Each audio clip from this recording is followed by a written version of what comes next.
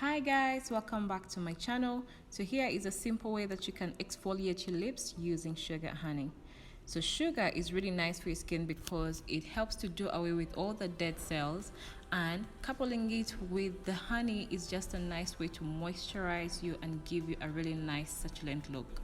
So what you do is just get 1 spoon of honey and blend that into a spoon of sugar.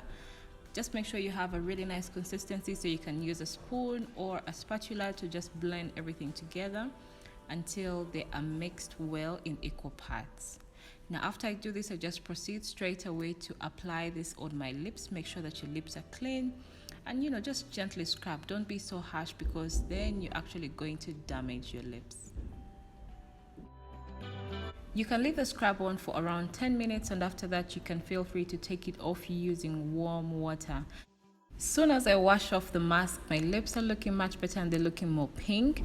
And what you can do next is just use an oil of your choice. For my case, I like to use a coconut oil to just moisturize your lips, and by this time your lips are going to be looking good and succulent and you won't have any more worries. So thank you guys for watching this video. For more, make sure that you subscribe to this YouTube channel and make sure that you give this video a thumbs up. Bye guys.